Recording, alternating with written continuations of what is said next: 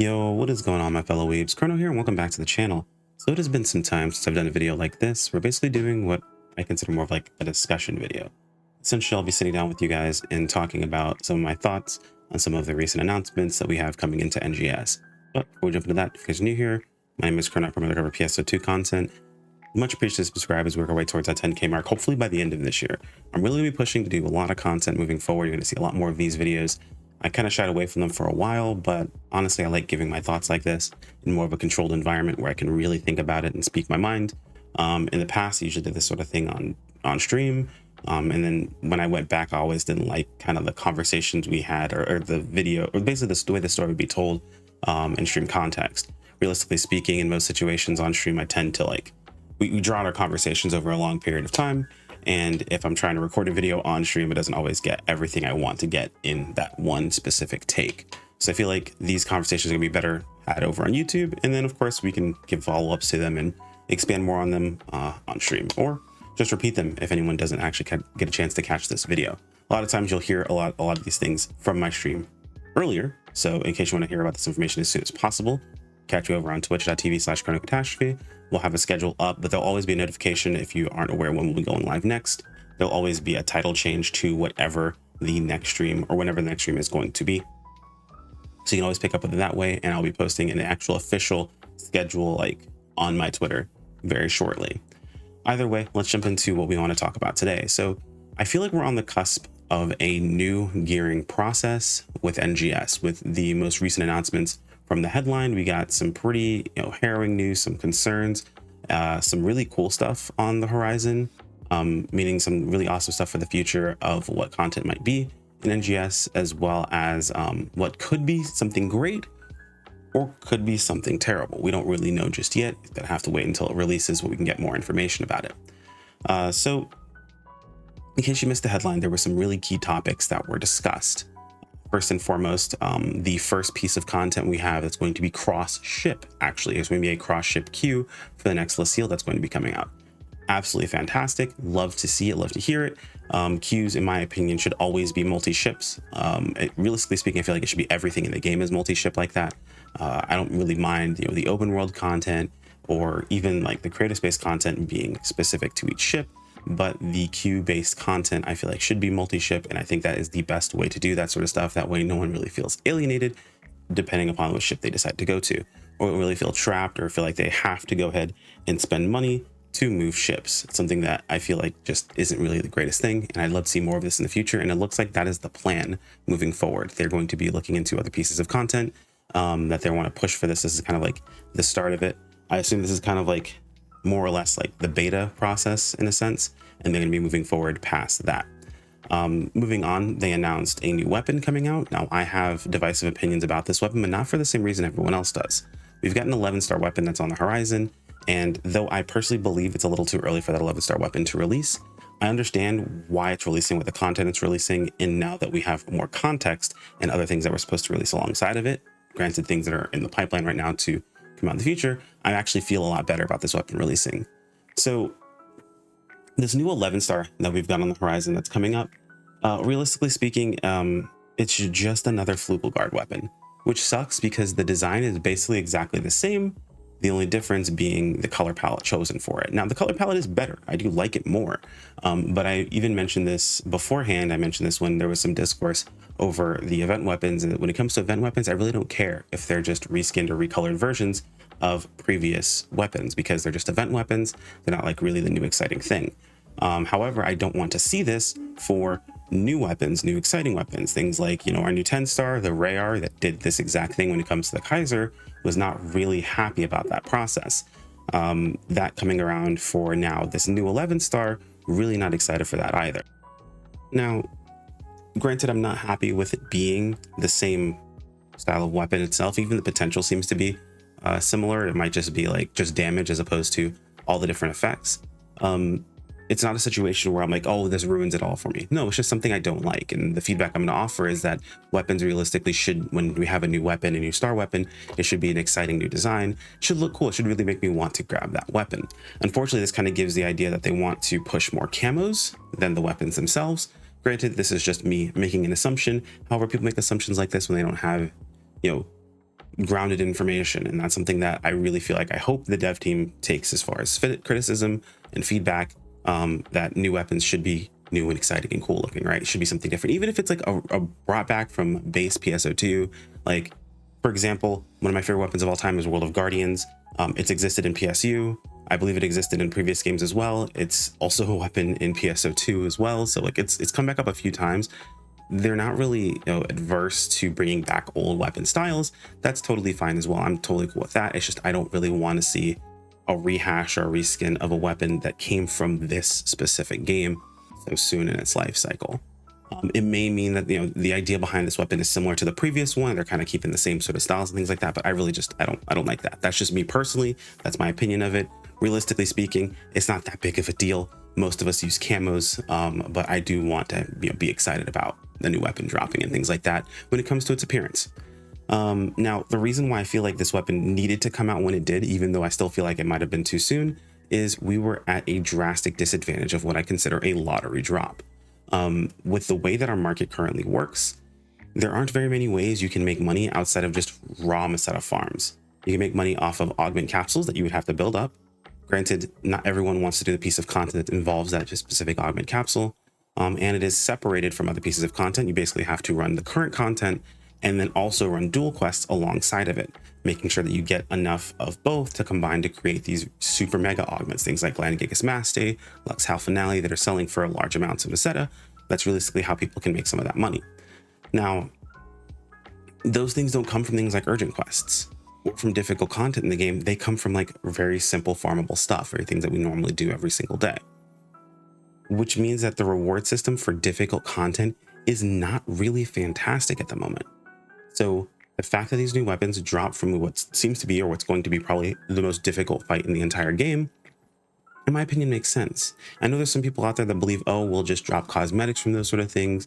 Don't put difficult, drops in there. But I feel like a difficult piece of content should reward good loot. Like, it should reward something that's amazing. It doesn't have to be like a camo that's worth a ton of money. Yeah, that's cool. Get a camo worth a ton of money. That's something that can happen. But at least in my MMO brain, part of what was super cool about doing difficult content was getting the good loot, like the really good stuff, the stuff you couldn't get anywhere else. And granted, PSO2 is not your standard MMO. In my opinion, it's not really an MMO all that much in the first place. It's more like a multiplayer action game in the sense.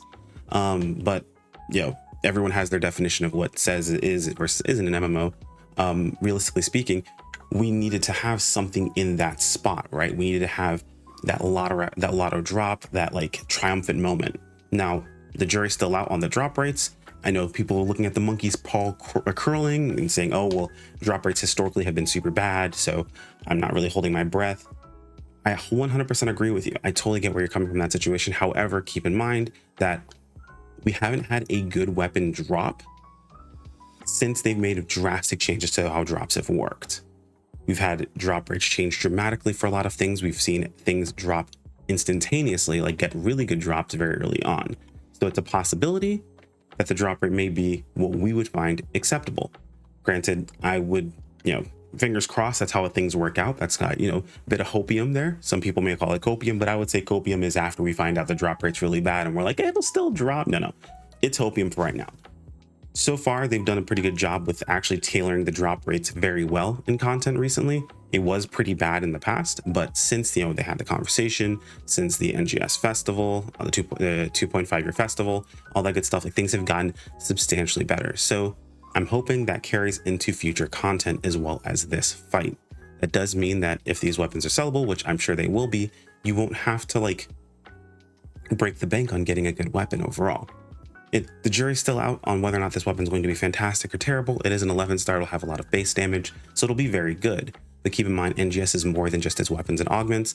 Fixes are also a thing. Now, granted, we can get a guaranteed level 1 Fixa on all gear, and you will be able to reroll that Fixa with the future stuff that's coming out. However, it depends realistically on how it is comparable to, like, let's say the new weapon that's coming from Lucille at high Fixas. Let's say our current weapons at high Fixas, because depending upon its comparisons, there are situations where certain weapons still edge out over a newer weapon if your Fixa is high enough. And though you can get a free Fixa level 1, if it's going to cost you 20 mil to try a roll at a Fixa level 2, you may not really be inclined to do so. Maybe you get lucky and you get a fixed level 2 drop, but maybe you want the money from that to, to tailor your entire gear set. So I know people see like new weapon, oh my God, this is terrible. But realistically speaking, we don't have all the information out just yet. Let's wait for it to release, see how strong the weapon is, see what the drop rates are looking like, and see what we can actually do with it before we make those sort of comparisons. Hey, who knows? Maybe the potential is that it's just a PB weapon again, and their other weapon is actually better for active use. We don't know what the Lucille weapon does yet.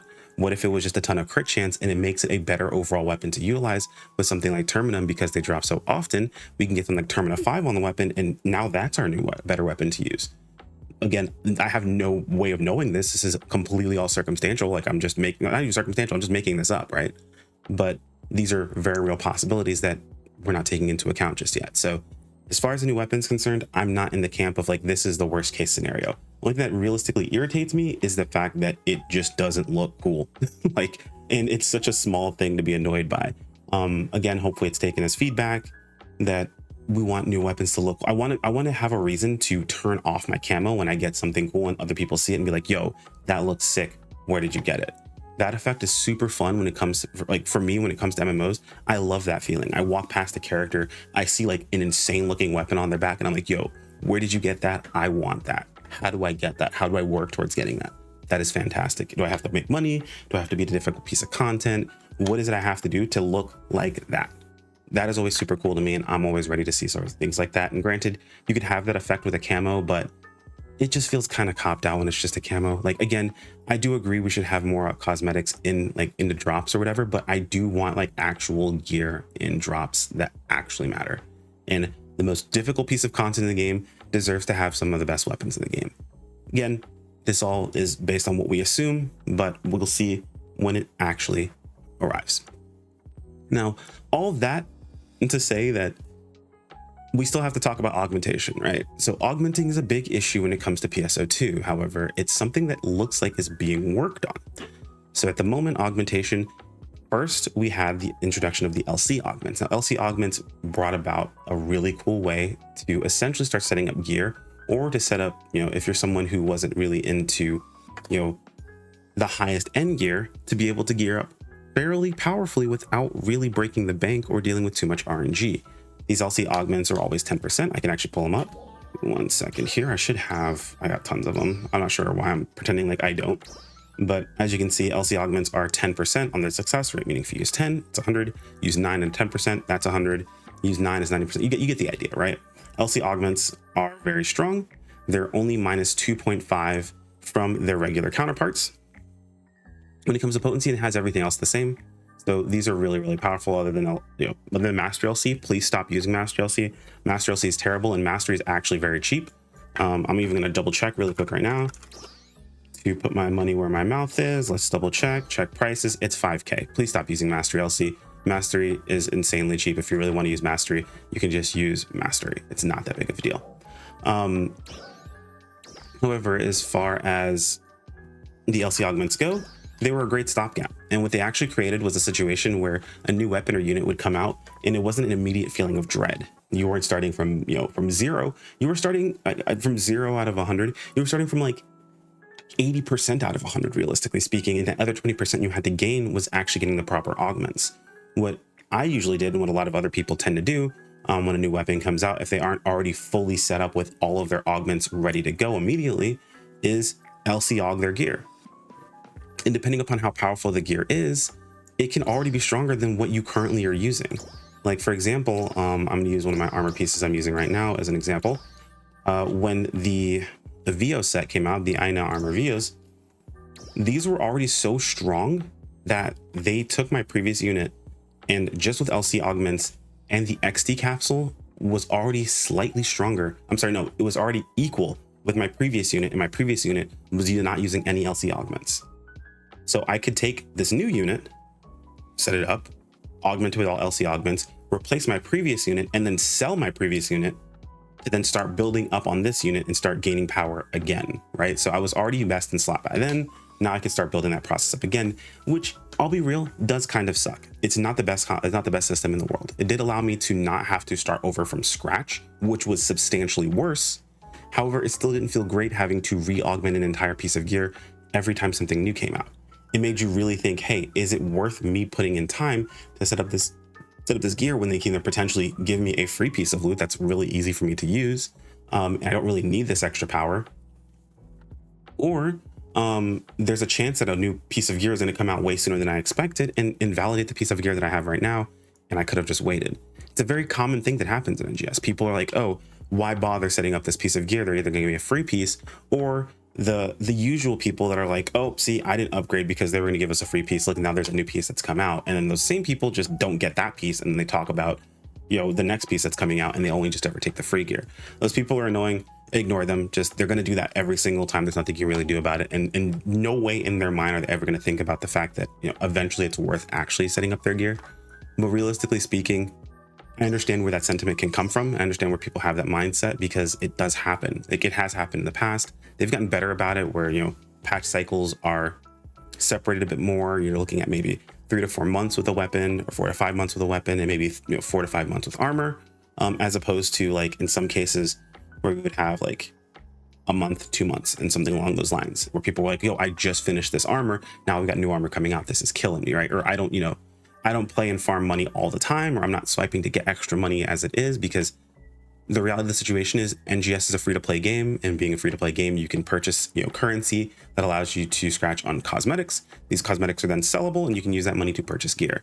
That does make it pay to win. Of course, your benchmark on what is pay to win enough versus what isn't is irrelevant. Everyone has their own feeling behind this. I'm just talking about the very basic minimum situation that, yes, you can swipe money, gain money in game. That money can be used to gain power. That is just that is the basis of what pay to win actually is. Again, not really something I want to argue with individuals. It's a whole different video on its own. But if we're just talking what you can do, that is possible. Is it egregious? In my opinion, no. That's why most of us don't really care. Now, previously, there was a moment where it was, that was the Bandac situation. However, that has been rectified and no longer is an issue, basically. So don't worry about it. Again, we can talk about that maybe in like a retrospective video in the future, but something that you don't really have to worry about right now. The best players aren't usually doing that. I mean, they're kind of going between the two, whether it's a Bandac or a Fixa Fatale. But again, that's a conversation topic for later. So as far as gearing goes in itself, I can get where people have this mindset, because it can be pretty overwhelming. Even myself, I don't look forward to a new weapon coming out for a while. I try to actually gear up at the very beginning of when a new weapon comes out as quickly as possible to get the most use out of my weapon. Now, if they continue to do the whole thing where like it's a new weapon, a new armor, and LC auging plus, you know, the proper capsule puts me on point, then I'm good. That actually doesn't bother me anymore. It's when, you know, the weapon or armor is like just barely better, and I would have to like put a good amount of augmenting into it for it to be a better setup, is when it gets kind of irritating. Now, that's a lot of setup in this situation. To say that there's a new piece of a new quality of life update that's coming out, they're looking into augmentation transfer. This is a game changer when it comes to gearing up, because now I am no longer afraid to best in slot gear myself. I'm no longer afraid to augment up all my weapons, all my units, because there's a chance. Now, granted, I say there's a chance because we don't know what this does just yet or how it works, but there is a chance that the system will allow me to then take my augments and move them onto a new piece of gear with a reasonable cost. We don't know what that cost is yet because it's not out. We do know the new weapon that was coming out with the new piece of content was intended to also have augmentation transfer released at the same time. They weren't able to get that all squared away, it looks like. So they mentioned it during the dev note that, hey, look, this is something that we're looking into, and we didn't get it to come out at the same time as this. So that does give us a good idea as to why they thought it was okay to release a weapon this early, in my opinion. Granted, it's not as early as you would think. The power scaling of what we've had, I mean, has been out for a little while, hasn't been out as long, but we've kind of been in like a weapon standstill for a while now. Like, it's just been Rayar and then chill. Like, they've been giving out Rayars for people have making Rayars left and right. You can make so many of these weapons, it's insane. Like, it's just been absolutely ballistic how many Rayars you can actually make, and it's the strongest weapon in the game you can get currently, and you don't have to try to get it. You really don't. You don't have to put in any effort. I can walk over right now during the current event. So walk right over to Zia Andy and buy all the materials. So, I mean, I already did it. I think actually, no, they're still available. This right here. Yeah, here we go. I can buy all the materials to make a Rayar right now. Oh, did I buy the right ones? Yeah, I did. And mostly, almost all of them. Right, here you go. Minus a few cubes. Not to say that I don't already have these, because you get them a ton from the LTQ, but you can get a full Rayar very easily without really trying that hard. And that's one of the strongest, if not the strongest weapon for every single class in the entire game right now. And that's the base version of it. And then it costs you 2.5 mil to fully or potential unlock it, as well as potential unlock, as well as limit break, which some people would say is too expensive. I feel like that's something that the community has fallen into because of so much money being used in other locations. That seems like it's too expensive for that process. It's not. It's 2.5 mil for the best weapon you can have in the entire game, and you can make 2.5 mil as a free-to-play player in the worst possible case scenario in less than 4 hours. That's less than 4 hours of a grind for your best in slot weapon. That's not that much to ask when a patch cycle can last upwards of like 4 months. You can do that over the course of a weekend leisurely. It's completely fine in my opinion. And if you're like, how will you be able to do that? Go farm Alno. You're like, oh, well, I don't have premium. That's still fine. Use your 1 hour you get from the mission pass if you have the mission pass, or don't use that 1 hour you get from the mission pass and just farm and sell things from your inventory. That's enough. You will make enough money over that time frame. Yeah, could you make more with premium? Absolutely. Again, a conversation topic for another video. However, it is completely reasonable to do. Is it boring? Yes, we've been there for too long. I personally believe that we need to have a rebalance of how this works out to where you actively want to farm in these other locations and zones at different points of the game, and then maybe into end game you're farming at some of the other areas, and they keep shifting that over when new updates come out. Something that happens in Black Desert, something I'd like to see happen more in this game as well, and something I'd like to see happen in Final Fantasy 14 to an extent as well. But that is, again, another conversation for another video. As far as what we're looking at right now, it's not a difficult ask. Now, the current way that augmenting works, you essentially are doing what they call lotto augmenting. The augmentations that are really good are very expensive. Normally you would use one of these with a protect if it's super expensive, or to use multiple with one of your high percent chance success rates. So for example, whenever I'm setting up a new piece of armor, what I normally would do is, of course, limit break it, level it up to 80, or actually I leveled up to 61 first, just to get all 6 augmentation slots. And then I would take Gladiosol, I'd take Gladiosol, Halfinale, Gigas Maste. Actually, I'd skip Halfinale. I would go Gladiosol, Gigas Maste, Irat, and Grand Dreadkeeper was usually the 4 I went until Gland came out, of course. Now I'm going to skip that one and go with these 3. Do all those. Plus, of course, my capsule. Capsule, you would always pick these up when either they're on season, so when there actually is a scratch going on, or if you notice a cheap one on the market, so it's like right before it's coming back, people are trying to get rid of them, or they're trying to like they're trying to get rid of them while they're still expensive before they go down in price, basically because it's actually out. Some people then tank the prices unnecessarily.